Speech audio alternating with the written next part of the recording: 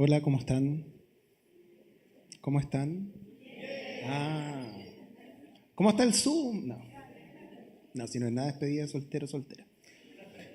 Eh, bueno, muy agradecido de estar acá, de haber sido invitado. Me ha tocado competir en presentaciones en paralela con cosas muy importantes, pero nunca algo tan importante como el primer partido mundial. Así que le agradezco por estar acá, no viendo el partido de México que empieza en 20 minutos con Shakira, eh, el hijo de Vicente Fernández, ¿no? Mucha gente importante. Y la idea es hablar un poco de, efectivamente, lo que les comentábamos, comunicación del riesgo, cómo pasamos desde el mundo del COVID a la era de la inteligencia artificial en salud. Y la idea es hacer un viaje, que me acompañen, que podamos hablar de temas que generalmente no tocamos desde esta perspectiva. Me pareció que era interesante traerlo como una perspectiva distinta, pero puede ser que ustedes no estén de acuerdo y tienen todo el derecho. Si es así, les pido disculpas por los próximos 40 minutos, ¿ya? Entonces, como la tecnología está hecha para fallar,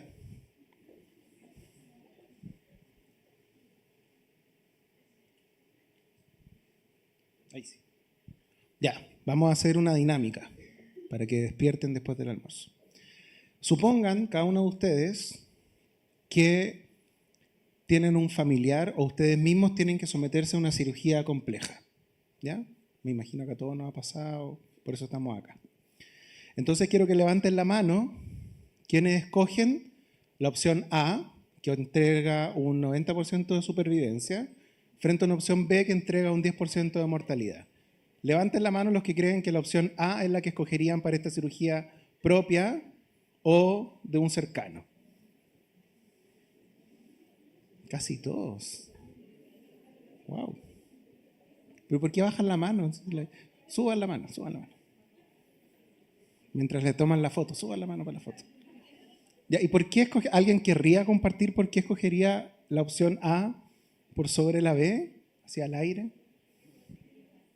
Efectivamente, no entendí nada, pero la pregunta es ¿por qué escogen una si son iguales?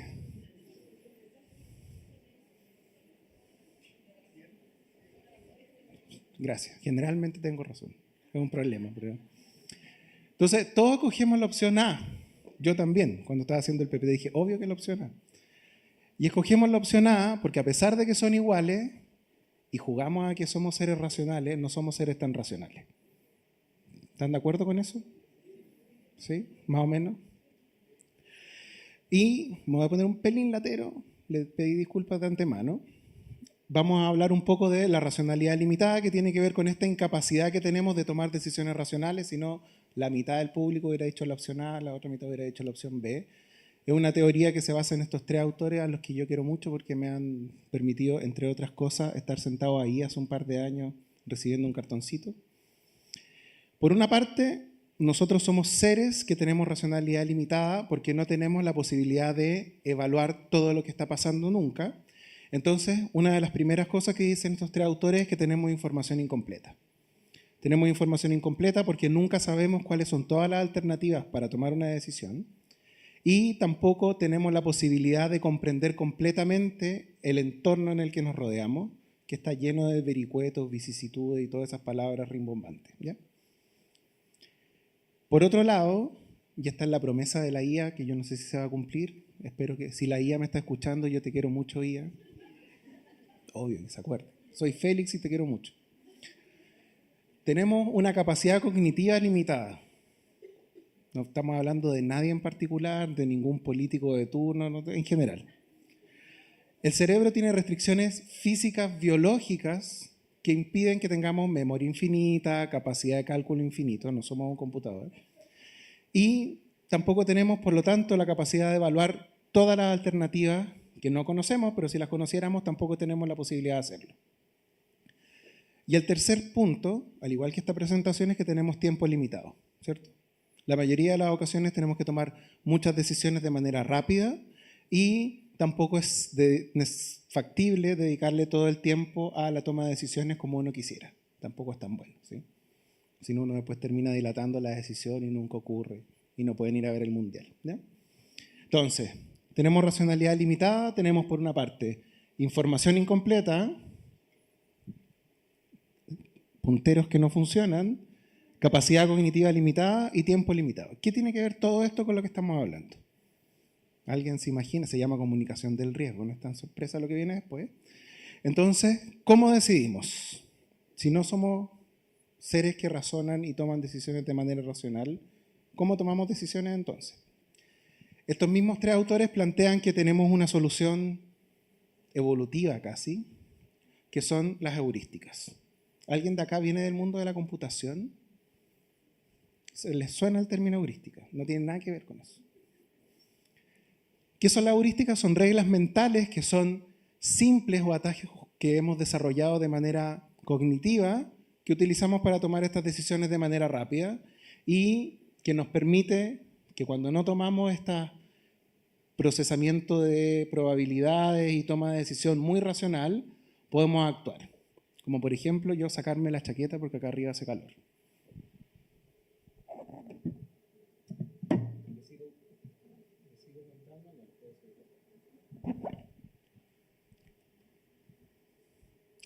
Bueno, entonces, ¿cómo tomamos estas decisiones? Estas heurísticas ocurren por diversos factores. Uno de los primeros, cómo se toman estas decisiones y cómo ocurren las heurísticas, es en base a ejemplos o a memorias que hemos tenido. Muchas gracias. No se vaya a caer. Más tarde.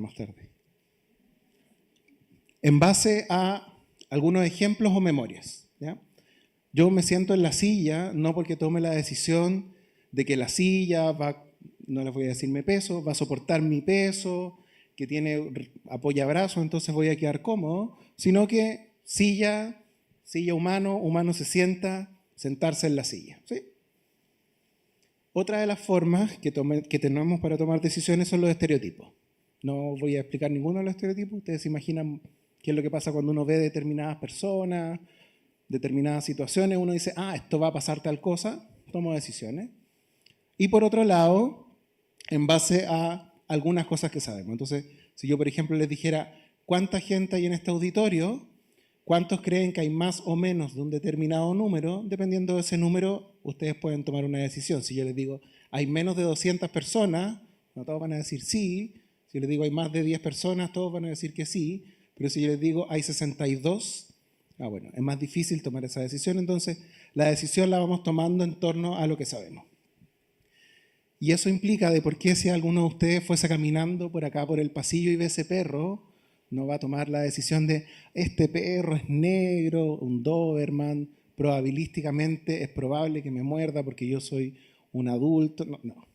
Ustedes ven el perro, se le activa la amígdala y corren. ¿Sí? ¿O alguien iría a hacer algo con ese bello perrito? ¿No?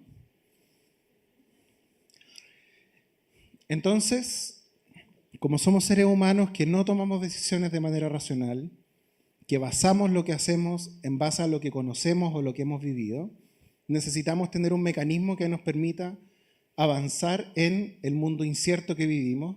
Hay una serie de teorías sobre VUCA, VICA, los tiempos complejos que vivimos, pero básicamente estamos enfrentándonos siempre a un escenario cambiante, un escenario que es volátil, para citar estos mismos marcos de referencia, pero que nos impide tener certeza sobre lo que va a pasar, y eso implica también un riesgo, ¿cierto?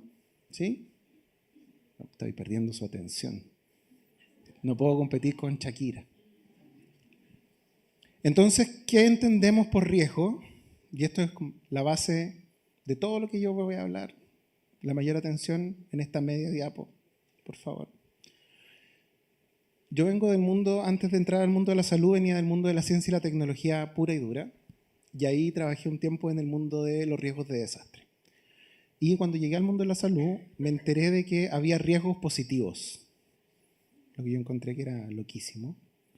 Porque para mí el riesgo tiene una percepción y una connotación de ser algo negativo. Entonces, vamos a seguir con esa definición, como si yo no trabajara en salud y ustedes no supieran de salud. Entonces vamos a decir que un riesgo es una probabilidad de que ocurra algo, una probabilidad que afecte de manera negativa a alguien o algo. ¿Sí? ¿Le hace sentido? Sí, más o menos, un poco. De manera riesgosa me creen. Tienen que creerme, si no, por lo menos los próximos 40 minutos de nuevo, ¿no? Y cuando hablamos de riesgo, también hablamos de percepción del riesgo. Porque una cosa es que un riesgo exista como esta probabilidad que no podemos calcular porque somos seres con racionalidad limitada, pero lo que hacemos es precisamente, como no somos capaces de estimar todos los riesgos, de tener juicios que nos hacen tener una valoración sobre ellos. Si yo le... pensé que...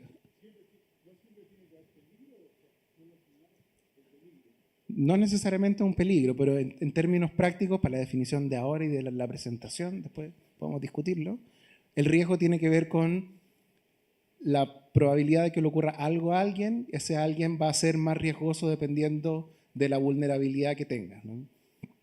Por lo tanto, hay mucha literatura también sobre la ubicación de las personas, sobre sus vulnerabilidades propias a nivel de pobreza, género, edad, etc. Pero no voy a entrar en esa discusión ahora. Si quieren, después en el coffee entramos en esa discusión. Y como somos seres que tomamos decisiones de manera limitada en base a nuestra racionalidad, lo que importa es cómo percibimos los riesgos, ¿sí? Entonces, hablábamos de las heurísticas, de estas formas en las que tomamos decisión, dado que no somos capaces de calcular probabilidades. Y eso en la práctica afecta a la percepción que tenemos de los riesgos. También hay mucha discusión de cuáles son los factores que afectan esto, pero hay algunas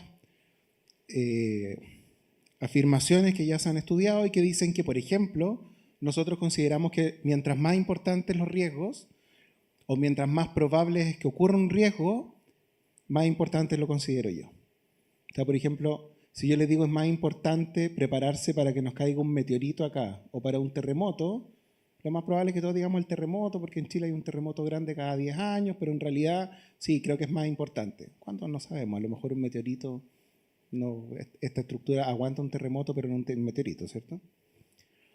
Otra de las cosas que afectan nuestra percepción tiene que ver con la comprensión. Mientras menos comprendemos el riesgo del que estamos hablando, consideramos que puede ser más grave y eso lleva a que lo aceptemos menos. Por otro lado, y este es muy importante para nuestra raza humana, creemos que los que son reversibles son menos importantes. No, si el cambio climático dejamos... No. Es importante, no se puede no tiene nada que ver con la reversibilidad ni que tanto podamos volver a los estados anteriores. Si yo lo elijo, creo que es más aceptable. Yo fumo, si total, yo no fumo, pero es de ejemplo. Yo fumo, si total, yo lo acepté, yo lo definí. O dependiendo de la credibilidad de la fuente de información. Supongamos que ustedes me están creyendo ahora, ustedes van a considerar que yo lo que les digo es más creíble porque creen en mí, ¿sí? Y por último, también hay variables demográficas asociadas al género, asociadas a la edad y asociadas a otras. Entonces, somos seres que no tomamos decisiones racionales, que actuamos en base a lo que sabemos, y eso que sabemos se basa mucho en estas cosas, ¿sí? Bueno, porque si fuésemos seres racionales, no sé, esto fue muy triste, lo voy a pasar rápido solo para que nos acordemos. Ya en julio del 2020 sabíamos cómo funcionaba la pandemia más o menos, cómo funcionaba el COVID, cómo se contagiaba, que no solamente había que limpiarse los pies con cloro, que después dijimos que no era necesario, sino que había que taparse la boca, que había que eliminar las gotitas, ¿sí? Bueno, si éramos seres racionales entonces, en julio del 2020 todos usábamos mascarilla, usábamos nuestra EPP, pero no pasó. ¿Por qué no pasó? Porque no somos seres que seamos completamente racionales. Y porque además como vivimos de cosas que hemos experienciado, que hemos vivido, salvo el mundo de la salud, cierto personal de la salud, el ser humano tipo chileno, porque en Asia sí existía, nunca se había enfrentado a una mascarilla. Entonces había que hacer un plan de, por favor, use la mascarilla, esto es importante, porque usted nunca la ha usado, entonces no entiende para qué sirve, cómo se usa, úsela. Y lo mismo con las distintas medidas de protección. Menos tomarnos la temperatura cada vez que entrábamos al negocio en la esquina, ¿sabe usted? ¿Sí? Pasaron muchas cosas raras en la pandemia. Entonces somos seres que no tomamos decisiones de manera racional, tienen que entrenarnos y esto es parte del entrenamiento. Entonces la definición que vamos a ocupar para esta conversación y para todo lo que viene después tiene que ver con la definición de comunicación del riesgo, que es un proceso, o sea, no es una cosa estática, no es, póngase la mascarilla, fin de la comunicación del riesgo, no es un proceso mediante el cual se transfiere información, instrucciones y opiniones. O sea, yo hablo con el otro, no le bajo una información, sino que lo convenzo, así como yo lo estoy tratando de convencer de que no vayan a ver el partido. entre personas interesadas, expertas y no expertas, que se obtiene desde fuentes confiables y que busca como principal mecanismo de acción humano que las personas se protejan a sí mismas y a otras. Todo esto yo sé que les parece raro, pero imagínense toda esta conversación que hemos tenido, no con un virus que anda dando vueltas, sino con una tecnología que está en todas partes. Y que te queremos mucho inteligencia artificial que nos va a gobernar. ¿Ya? Entonces, ¿qué es lo que se persigue?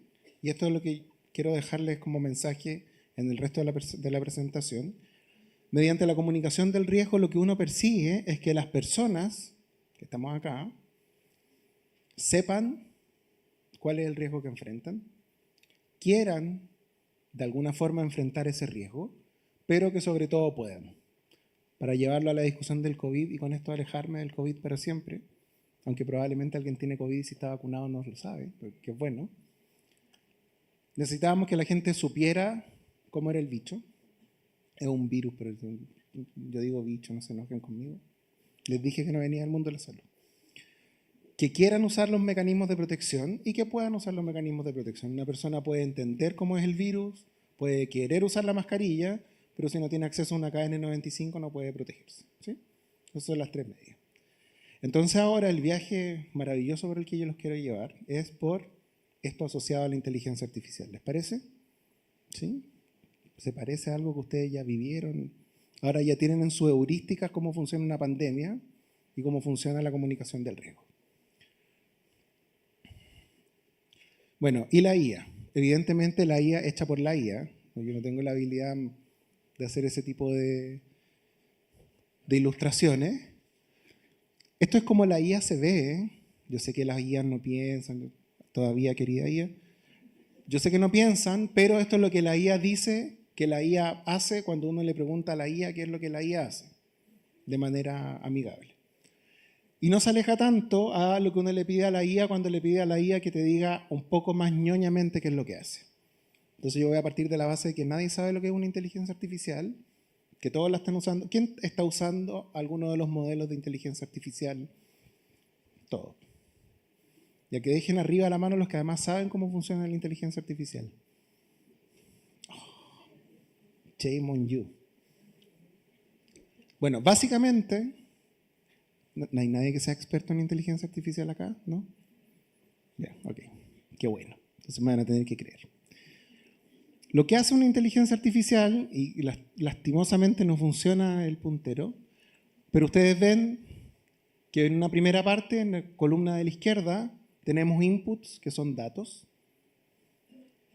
En el sector del centro tenemos mecanismos de cómo se entrena la inteligencia artificial, que básicamente lo que hace, ¿se acuerdan de la probabilidad en el colegio? ¿Sí? ¿Cuántos sufrieron con eso? Ya, esto lo hace todo el día, todos los días, a cada rato, con estos datos que le estamos dando. Y en base a eso genera resultados, la columna de la derecha. Que esos datos pueden o no ser alucinados, que pueden o no tener mucho sentido, y eso depende de dos cosas principalmente. Uno, de los datos con los que yo alimento la inteligencia artificial. De hecho, abajo está el principio de si entra basura, sale basura. Y lo otro es que, y esto por favor, que de aquí salga y cuéntenselo al vecino, a la señora del negocio de la esquina. Todas las inteligencias artificiales alucinan y van a alucinar. Alucinación cero es una alucinación, porque son modelos probabilísticos. ¿Sí? Entonces, frente a este escenario, donde sabemos que los datos son importantes, que los datos de los modelos, que los datos con los que fueron entrenados los modelos son los que producen los resultados de los modelos, yo quiero que nos acordemos de esto. Que al final una inteligencia artificial es un software, no una persona, que consume datos, calcula probabilidades y entrega un resultado. Entonces, cuando el le pregunta, ¿y qué es una inteligencia artificial? Es una cuestión que consume datos, calcula probabilidades y entrega resultados. Y esto para el chat GPT, para la inteligencia artificial que está en un hospital o para la que maneja el comercio de Mercado Libre. Es exactamente lo mismo. Consume datos, calcula probabilidades, entrega resultados. Resultados mejores o peores dependiendo del modelo, de las probabilidades y de los datos que recibe. Entonces, volvamos a la definición de riesgo. ¿Ustedes ven algún riesgo en la inteligencia artificial, más allá de los que han escuchado en la prensa, que son muchos? ¿Sí? ¿No? ¿Sí? Que se use mal, eso es un riesgo, con malos datos, que se haga mal la pregunta, eso es un problema basal de la especie. ¿Me amas? Esa es una pésima pregunta. Yo no se la he hecho al ChatGPT, podría hacérsela en realidad. Entonces, hay riesgos, pues efectivamente algo que es intrínsecamente probabilístico, por lo tanto tiene una probabilidad de error. Y la idea es que podamos ir en este viaje de saber, querer y poder. En el poder no tengo mucho donde ayudarlos, pero ahí ustedes van a poder eventualmente. Y al menos, ya más o menos saben, ¿sí?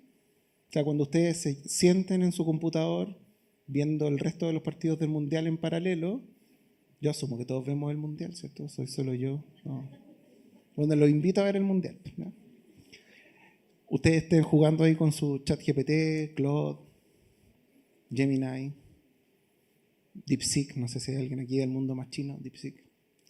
Digan, lo que está haciendo esta cuestión es consumir los datos que yo ahora le estoy entregando, calculando probabilidades y entregando resultados. Entonces, vamos a hablar de 10 riesgos que yo vi en concomitancia con mi inteligencia artificial de costumbre, porque lo hice en conjunto con ella, de los riesgos que yo veo que son los más latentes y que la literatura también considera que son los más latentes. Hay algunos con los que no estoy de acuerdo, porque uno no tiene que estar de acuerdo con lo que piensa, eso también es parte de la vida humana.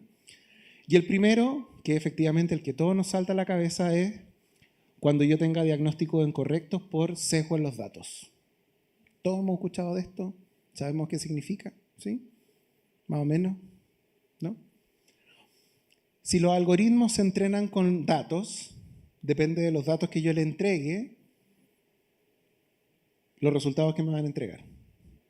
Si yo a los algoritmos les entrego datos de personas que viven en un país con mucho frío, que son rubios, de ojos azules y miden 1,80 m, y además son todos hombres, bueno, probablemente si yo aplico ese modelo en Chile, nada contra nuestro fenotipo, pero ¿qué le vamos a hacer? Entonces, esto puede generar desde pequeños problemas que son perceptibles, porque nosotros hacemos el proceso de la inteligencia artificial y decimos, mira, en realidad esto no se parece en nada a la población, pero si no conocemos bien a la población que estamos mirando, podemos generar problemas fundamentales. ¿Alguien sabe qué es la imagen que está ahí? ¿Todos? ¿Sí? ¿Son todos del mundo de la salud? ¿Sí? Un saturómetro. ¿Alguien sabe cómo funciona el saturómetro? Mide el oxígeno. Ya. A través del pulso. Perfecto. Me gusta esto porque tengo que explicar pocas cosas. Ya, el oxímetro lo que hace es que calcula la saturación del paciente en función de la cantidad de luz cuando pasa el láser. ¿Sí? Muchas de estas noticias ustedes las conocen, si es así me avisan y saltamos. ¿Cuál es el problema? Que las personas con piel más oscura, como tienen más melanocitos, genera una interacción distinta con el láser y eso hace de que mida mal. ¿Ya? Cuando uno se está jugando, porque ahora todos tenemos además después de la pandemia oxímetros de pulso en la casa, cuando uno juega con el oxímetro como que da lo mismo, pero cuando hay una pandemia donde la posibilidad de que uno lo intuben o no depende de, entre otras cosas, de su oxigenación, como que puede ser importante, ¿cierto? Y hay un estudio que dice que los pacientes de raza negra durante el COVID tenían 3 veces más probabilidades de recibir una mala medición cuando se les sometía al proceso de la oximetría de pulso, y eso significaba que el 12% de los casos, los pacientes que tenían una lectura entre el 92 y el 96%, en realidad tenían menos del 90, tenían 88. ¿Alguien se acuerda que era ese 90 mágico en pandemia? Si uno estaba bajo el 90 y tenía disnea, intubado. O sea, hubo un 12% de población afroamericana en Estados Unidos que porque el dato estaba mal tomado, porque la tecnología no los consideraba, tuvieron la posibilidad de no ser intubados. En paralelo, los pacientes blancos solo en el 4% de los casos, y eso implicó retrasos en su tratamiento o peor tratamiento del COVID. Entonces, como que los datos algo tienen que ver. Aquí estamos hablando de ciencia común y silvestre. Imagínense la exponencialidad de esto en el mundo de la inteligencia artificial. Cuando yo le pregunto a mi ChatGPT en la casa, oye, ¿cómo funciona el oxímetro? No les va a contar de esto. porque no lo tiene mapeado si es que alguien no alimenta la IA con esos datos. ¿Sí? El segundo, hay fallos silenciosos, siempre hablamos de las alucinaciones, ustedes ya saben lo que son las alucinaciones, como que Chile va al mundial, voy a seguir con la tontera, perdón. Ya, en general los modelos pueden generar recomendaciones clínicas falsas o inexactas. Ya todos, nadie de aquí se ha tratado solamente con su LLM favorito, ¿cierto? Nadie. Todos, ya nadie ocupa el doctor Google, el doctor ChatGPT, ¿sí? ¿Todo? Entonces, esto no siempre es evidente a primera vista, hay cosas que no nos damos cuenta, como les decía, y que puede llevar a que se pasen algunas patologías por alto si es que no están bien entrenados los modelos, ni tienen ni los datos necesarios. ¿Alguien me puede explicar qué es la vixonimania o vixonimania? ¿Alguien sabe lo que es esa enfermedad? Ya, pura gente de la salud, ¿cómo no van a saber? No son oftalmólogos. Están buscándola, ChatGPT. Bueno, si alguien la busca en Google, va a encontrar la siguiente diapositiva. Si alguien la busca en su IA, va a encontrar lo que está en la siguiente diapositiva. Unos científicos inventaron esta enfermedad y convencieron a su inteligencia artificial de que era real. Y después le preguntaron, tengo estos síntomas, ¿usted tiene vixonimania? Por eso no la conocí, efectivamente. Entonces, como que los modelos también son manipulables, ¿cierto? Otro riesgo. Si alguien le quiere sacar una foto y después le puedo mandar la PPT, no hay problema. Todas estas cosas son recientes, abril del 2026. Otro de los problemas que podemos encontrar, otro de los riesgos, tiene que ver con el sesgo de automatización, que tiene que ver con el exceso de confianza que estamos teniendo en las máquinas, en particular en la inteligencia artificial, en general en las máquinas. Entonces está el riesgo, yo no sé por qué eso se ve pixelado, la IA me está jugando mal. Ahí sí. Bueno, si eventualmente, esto estamos extremando los casos, si un médico dijera ya que la IA haga todo, bueno, eventualmente el médico puede dejar de revisar lo que hace la IA y generar un problema. No digamos que es que nosotros nos guiamos por lo que dice la inteligencia artificial, ¿cierto? Ninguno de nosotros ha tomado ninguna decisión basada en lo que le entrega el ChatGPT gratuito que tiene puros datos hechos en Estados Unidos, ¿no? Y para eso hay ejemplos también clásicos como el de esta persona que siguiendo el Maps se fue por un puente que no existía. De vuelta, esto era ciencia, no de la NASA, ciencia común y silvestre, donde la creencia ciega de que las tecnologías nos pueden ayudar de manera ciega sin nosotros tener un contrapeso puede ser muy riesgosa.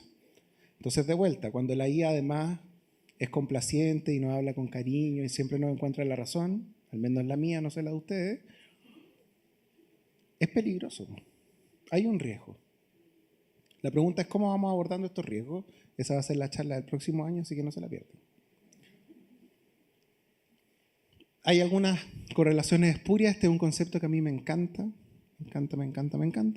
que tiene que ver cuando correlaciono cosas porque parece que tienen algo que ver, pero que no necesariamente tienen un fundamento lógico detrás de eso, ¿sí? Entonces, se pueden confundir algunas cosas. Por ejemplo, hay inteligencias artificiales a las que le han pasado fotos de imágenes dermatológicas, que por el solo hecho de tener una regla en la imagen, dice, ah, esto es cáncer. Entonces, hay modelos, todo esto se puede solucionar, no es el fin del mundo, no desinstalen sus aplicaciones en este momento, pero ocupémoslas con la debida precaución. Para los que son ñoños como yo, ¿hay alguien ñoño en esta sala que se declare ñoño? Ya. Entonces les va a gustar la siguiente diapositiva. Hablando de correlaciones espurias, ¿qué les parece? Todos sufrimos con estadística, pero podemos ver el gráfico, ¿cierto? ¿Les parece que esos dos efectos algo tienen que ver o no? El efecto negro con el efecto rojo, ahí hay algo que está diciéndonos, acá hay dos cosas que van de la mano. ¿Sí? Sí, estamos de acuerdo. Bueno, en la línea negra vemos el consumo de queso en Estados Unidos y en la roja la popularidad del meme de ese del perrito que está con todo en llama, que dice, ¿esto está bien? ¿Estoy bien? El uso de ese meme con el consumo de queso. El consumo per cápita de queso, el ratio de cuánto se está usando ese meme. Y lo interesante es que hay una página donde ustedes pueden hacer 300 de estos análisis, porque hay mucho correlaciones de datos espurios, pero la IA, al igual que ustedes que vieron esto, dijeron, sí, tiene mucho que ver, dice lo mismo. Pues mira datos, no entiende lo que pasa, calcula probabilidades. Esto probabilísticamente se parece, entonces tiene que ser cierto. Y ese es el meme, y esa es la respuesta que da la inteligencia artificial cuando le piden que analice el gráfico. O sea, a medida que el consumo de queso americano conquistaba corazones en todo el país, la gente se sentía más identificada con la actitud despreocupada del meme, esto está bien. Era la combinación perfecta para quienes anhelaban un humor irreverente en medio del caos de la vida. ¿Ok? La popularidad del meme se disparó cuando la gente adoptó la idea de simplemente relajarse y dejar que las cosas fluyan. Parece que el queso americano tuvo una gran influencia en la cultura del Internet, demostrando que a veces todo lo que necesitamos es un poco de risa para mantenernos a flote. Okay. Si la inteligencia artificial dice que el consumo del queso tiene que ver con el meme, podrá ser. ¿Sí? ¿Ustedes están de acuerdo con lo que dice la inteligencia artificial, no? Después mi chat GPT me va a matar aquí afuera. Bueno, entonces, vamos en 5, ya vamos en la mitad, no se desesperen. Hay otro de los efectos que tiene que ver con, uno de los riesgos que tiene que ver con la posibilidad que van teniendo los modelos de ser actualizados e insumados con nuevos datos. Esto se llama como el error de la desfase de los datos, que tiene que ver con que efectivamente en la medida de que yo voy utilizando los datos y voy entrenando mi modelo, voy obteniendo respuestas en base a lo que conoce, igual que nuestra heurística.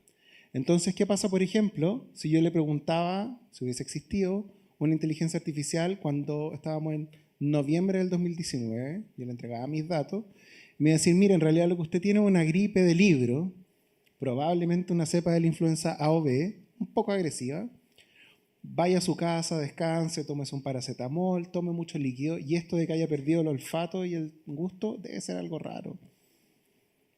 Los modelos son ciegos a lo que no conocen, igual que nosotros, pero nosotros tenemos superpoderes que todavía no hemos descubierto que nos permiten tomar decisiones en base a cosas que sabemos que pasan. Entonces, si yo hubiese...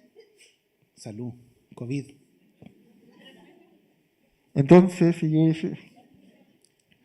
Entonces, los modelos solamente pueden responder de lo que saben.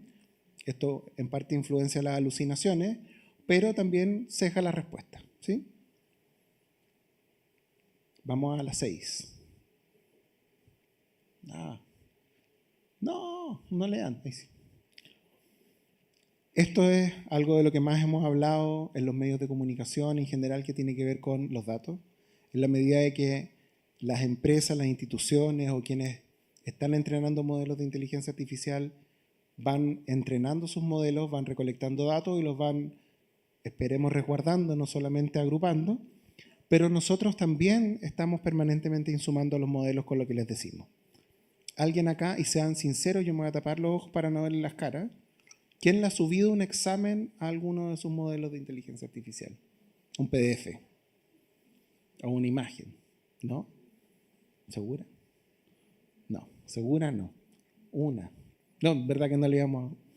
Una, dos. Sube exámenes de su marido, no, pero hay que subir de los de uno por último.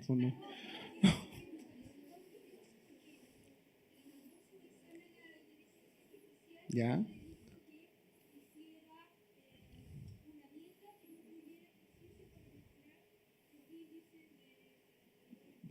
O sea, usted le subió los exámenes de su marido y la inteligencia artificial le dio un programa. Él lo subió. Ya. Debería haber venido a esta charla él entonces también.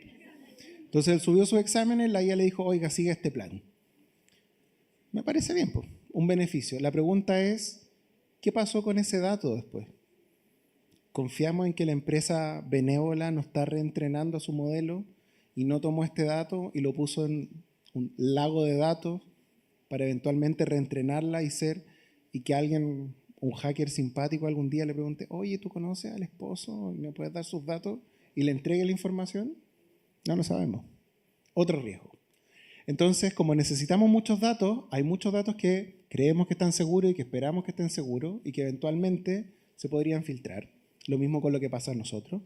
Y esto no es que pase en la ciencia ficción, pasa constantemente. Esto pasó junio 3. Hace 8 días, Instagram. ¿Quién sube fotos a Instagram acá? Con el tag de la ubicación. Etiquetando a más gente. Y con su canción favorita.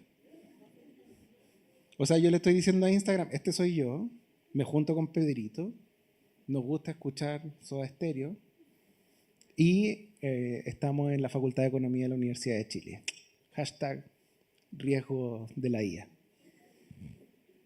Te quiero mucho, ChatGPT, recuerden eso siempre. Entonces, hay un riesgo acá. Está el riesgo de que los datos que se tienen hoy día, que uno pensaría que es un riesgo más pequeño, pero también tienen los datos que yo le voy subiendo. Y ahí la pregunta es, bueno, yo soy dueño de mis datos, todos somos dueños de nuestros datos, conocemos la ley de deberes y derechos del paciente al revés y al derecho, con sus modificaciones que incluye la interoperabilidad de la ficha clínica, y yo soy dueño de mi dato. Bueno, sé qué estoy haciendo con mi dato cuando se lo subo al ChatGPT, al Gemini, al Claude, al que sea. Bueno, eventualmente alguien podría acceder a esos datos. Ténganlo en mente. Por último, bórrenle el nombre cuando lo suban. Descríbanle los síntomas. No, en serio. Un paciente ficticio con el que quizás me case tiene este problema. ¿Qué me podrías recomendar? ¿Ya? Entréguenle menos datos. ¿Ah? No, que no me case. Bueno, esa otra pregunta que tampoco hay que hacer. ¿Te casarías conmigo? Tú no, ChatGPT. No es necesario. Bueno, hay otro problema que es el problema de la caja negra, que es que no sabemos cómo toma decisiones un modelo de inteligencia artificial. ¿Alguien conoce de manera... Dijimos que ya ahora todos sabemos cómo funciona la inteligencia artificial, pero eso es la teoría. ¿Alguien sabe realmente cómo funcionan esos modelos? ¿Qué pesos, porque cuando calcula va entregándole pesos a las cosas, qué pesos le entrega un modelo a una y otro modelo a la otra? No tenemos idea. Y ahí perdemos esta lógica milenaria que tenemos como razonamiento humano, donde yo sé que A produce B y que B produce C. Tengo modelos donde yo sé que A produce algo y ese algo produce C. Entonces yo puedo decir, sí, pues estos C se parecen. Bueno, yo no sé si en esa caja negra están los datos que representan a mi población, cuándo y cómo se entrenó, si además tengo preocupaciones ético-morales, si esos datos se entregaron de manera correcta y voluntaria, si se entregó el consentimiento necesario. Entonces hay un espacio ahí de opacidad, por eso es negra, que impide que yo sepa qué es lo que está pasando. Y ese es otro riesgo, porque yo podría estar entregando la autonomía de tomar una decisión o pidiéndole a una herramienta que me ayude a tomar una decisión que en realidad está manipulando lo que yo quiero saber. Si un sistema de inteligencia artificial manejara las listas de espera en este país, como que a todos nos gustaría saber cómo se hizo, ¿no? Porque podría ser criterio 1, soy amigo de Juanito, soy el hijo de Pedrito. Uno espera que no, pero no lo sabe. Tiene que confiar, ese es otro de los riesgos que tiene la inteligencia artificial. Hay vacíos en las responsabilidades. Yo creo que acá hay mucha discusión dándose en curso, no es necesario ahondar. Hay una discusión sobre la ley en Chile con la inteligencia artificial, si se pueden usar o no las creaciones de otros autores y como que hay el tema de la propiedad intelectual. Pero en general esta es la decisión que se ha adoptado como estándar, y esto creo que es importante que ustedes lo tengan en mente si es que algún día se enfrentan a alguien que está usando una inteligencia artificial y ustedes le digan, yo vi en la charla esto. Esto es una especie de formulación en simple de lo que plantea la Ley de Protección de Datos Europea, que es la que nosotros adoptamos como país, que se implementa en diciembre de este año. Todos ustedes saben que tenemos nueva Ley de Protección de Datos Personales, ¿sí? Y básicamente lo que dice, no es textualmente, las comillas son mías, de que toda decisión que afecte los derechos fundamentales de una persona tiene que ser tomada por una persona. Parece trivial, pero en el mundo de la tecnología y con los avances que tenemos, no sé si es tan trivial resolver esto. O sea, si yo estoy en la misma lista de espera que hablábamos y el mecanismo dice usted va tercero y va segundo, alguien tiene que mirar eso y decir, no, en realidad va primero, no va tercero. Porque hay derechos de una persona que se podrían ver afectados. Hay otros errores que tienen que ver con el contexto, y ese es otro de los riesgos que enfrentamos cuando hablamos de inteligencia artificial. Por ejemplo, una inteligencia artificial que tiene mucha efectividad en un recinto, no necesariamente puede tener el mismo grado de efectividad en otro, tanto por los datos, como hemos hablado varias veces, como también por los procesos que están involucrados, la contextualización territorial y temporal de ese lugar, etc. Y eso lleva a... No, maldito ChatGPT, te dije que te quería. No. Llega a cosas como esta. En el País Vasco se empezó a implementar de manera masiva un modelo de identificación de melanoma y al poco tiempo se dieron cuenta de que tenía un vacío gigante porque había sido solo entrenado con población blanca, se parece a lo del oxímetro de pulso, pero como que en España igual hay harta migración africana, entonces hay un pedazo importante de la población que se está quedando fuera. Y esto efectivamente se hicieron análisis por parte de la academia, por parte de la prensa, y se reveló que esta caja negra, que tenía datos sesgados, estaba entregando mal resultado. Bueno, hay alguien que tiene que estar mirando eso. Ese es otro de los riesgos, ¿sí? Y el último de los riesgos, que yo creo que esto es lo que más nos preocupa como en el debate en general, que tiene que ver con la deshumanización. O sea, está toda la discusión de si efectivamente la tecnología va a deshumanizar el proceso o puede ayudarlo a ser más humano. Suponiendo que el riesgo tiene estas consecuencias negativas, hablemos del riesgo de la deshumanización. Y acá, efectivamente, tenemos que estar atentos a la discusión porque hasta el Papa está en esta discusión. O sea, no sé hace cuánto tiempo el Papa no hablaba de tecnología, si es que lo había hecho. Si es que además en una encíclica mencionaba a laicos judíos. Yo creo que esto tienen que, lleguen a su casa, como no ven el partido, lleguen a ver la encíclica del Papa, porque está bien interesante respecto a esta discusión. Yo en lo personal creo que una tecnología bien implementada jamás debería deshumanizar. Tiene que estar bien implementada. Eso es otro de los riesgos. Entonces, volvemos a esto. Mi objetivo hoy día era que supieran, que quisieran y que pudieran. Yo les dije que en lo de poder estábamos más difícil, pero yo al menos creo que ya saben algo de los riesgos. Estos riesgos que son desconocidos, que ustedes toman en base a la serendipia, a la heurística, y esas heurísticas que son las cosas que aprendieron porque no toman datos de información racional para tomar sus decisiones. Entonces ya saben algo de cuáles son los riesgos. La pregunta es si quieren enfrentar esos riesgos, ¿sí? Y la respuesta es que hay un estudio que salió, este es como del lunes, fue muy ad hoc para esta presentación, donde se le pregunta a muchos clínicos respecto de qué tan ansiosos están de usar inteligencia artificial. Médicos en Estados Unidos, en Europa. Y estas son algunas de las barreras que ellos dicen frente al querer hacer y al querer usarlas. Y estas son algunas de las barreras que ellos dicen que encuentran. Entonces las barreras arriba dicen relación con las barreras que tienen en torno al conocimiento, porque no vinieron a esta charla. En base a algunos temas técnicos y de infraestructura, aspectos regulatorios, financieros, resistencia organizacional, pero donde increíblemente menos resistencia se encuentran en los pacientes. Entonces, pareciera ser que todos nosotros como pacientes queremos que esto funcione y que funcione bien y que nos ayude. ¿Sí? Del orden de 5 veces menos que los problemas de conocimiento. Entonces, o están subestimando lo que los pacientes realmente quieren, que no sería raro, pero es otra discusión para otra charla, o efectivamente la barrera es mucho más baja.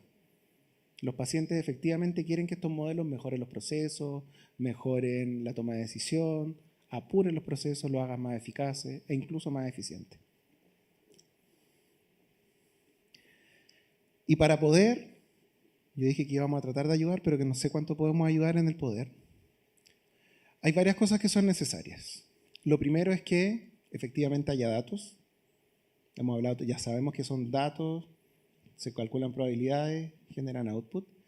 Y esa es una institución de salud, comillas, cualquiera, donde se producen muchos datos todo el tiempo, pero si estos datos no se comunican de buena manera, no sabemos qué es lo que están diciendo, ni sobre quién, no quiero meter la interoperabilidad bajo la alfombra, pero si no interoperan los datos, no se comunican los sistemas, probablemente vamos a tener outputs de los procesos mucho más malos. Entonces, como sector salud, tenemos que avanzar hacia tener mejores datos de mejor calidad y que se puedan comunicar.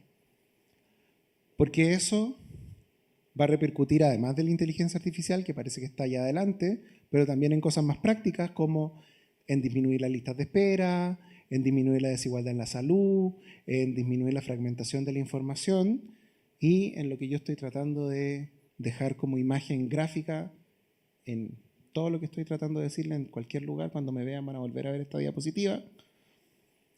Evitar de que los datos sean eso. ¿Cuántos de ustedes tienen la bolsa de bellota? No, bolsa de bellota. ¿Cuántos adentro de una bolsa parecida a la bolsa de bellota tienen carpetas con exámenes? Ya, eso no puede seguir pasando. La distancia que hay entre esa bolsa y la inteligencia artificial es infinita. O estamos ocupando modelos que no están considerando nuestros datos. Cualquiera de los dos escenarios, nefasto. ¿Estamos de acuerdo con eso? Ese es el principal riesgo hoy día. Entonces necesitamos comunicarnos y esta comunicación no tiene que ver solamente con los software, necesitamos comunicarnos como personas, discutir respecto de esto, que ustedes se vayan a su casa, le cuente a su marido esta charla, por favor. Que entendamos cómo funcionan los procesos, que entendamos de vuelta esta triada, datos, probabilidades, resultados, que entendamos que somos seres poco racionales, por no decir irracionales, y que no vamos a ir calculando probabilidades de lo que es o no riesgoso. En términos generales, lo que necesitamos para que estos datos existan tiene que ver con varias cosas. La idea es que, de vuelta, como ecosistema vayamos avanzando hacia entidades que quieran avanzar, hacia tener una estrategia clara, no solamente en los modelos de inteligencia artificial, que es algo que se ha hecho mucho en los últimos años en el mundo, sino que estrategias que nos permitan tener estos datos, que nos permitan tener los datos ordenados, que nos permitan contar con la infraestructura para poder desarrollar modelos en nuestros países, o al menos para poder adaptarlos o probarlos, que podamos tener legislación, política y políticas de cumplimiento que permitan que esto ocurra de buena manera, y que no solo la fuerza laboral, sino que en conjunto comprendamos qué es lo que estamos haciendo, porque estamos ocupando algo que todavía no terminamos de entender, ¿sí? Entonces, el dato a nivel de riesgo es lo sustantivo, es la base de la inteligencia artificial, pero tanto los datos como los resultados deben ser tratados con la suficiente cautela, tanto por las instituciones que custodian estos datos como por las personas. Entonces, el llamado desde la comunicación del riesgo es que ustedes cuando suban sus exámenes le borren el nombre, ojalá le borren la dirección también, que cuando suban su historia a Instagram no tienen para qué etiquetar a todos, pueden etiquetar a uno, saquen el lugar. No estamos hablando de complicarle la vida a nadie, sino que tomar los resguardos necesarios porque no sabemos mañana. No vengo con una mirada negativa del mundo, pero uno nunca sabe. Uno podría estar informando a los migrantes con la inteligencia artificial sin necesidad de tener un carabinero en cada centro de salud. Entonces, ¿quién va a ocupar la inteligencia artificial y para qué? Es algo que no sabemos, ¿sí? Entonces, medidas de autocuidado, de cuidado con los otros, de contarles de qué se trató lo que hablamos hoy día, no les cuenten de mis chistes ni de mi amor por la inteligencia artificial, pero que nos cuidemos, porque en todo momento tenemos que tener en claro que el dato es lo pues no le pasó nada, es una imagen. Demasiada empatía en este público. Ahí está el dato, y el dato es la base de todo esto. Entonces, cuando hablamos de inteligencia artificial, nosotros pensamos en los resultados, pero el que está al otro lado está pensando en los datos. Entonces, recordemos siempre de que la base de todo lo que estamos hablando son los datos que están y los datos que ustedes están proveyéndole al sistema, ¿ya? Entonces, mirada preventiva, no podemos evitar esto, ya pasó. Vivimos, hay inteligencia artificial en todas partes, todos queremos mucho nuestro modelo que está en el bolsillo, pero tenemos que tener la suficiente precaución para usarla y para entenderla. Entonces, esos son los dos mensajes. Mascarilla virtual, si quieres llamarlo de alguna forma. Aprender a usarla, saber de qué se trata y cuáles pueden ser sus consecuencias. Así que muchas gracias. Espero, no sé si hay espacio para preguntas o algo.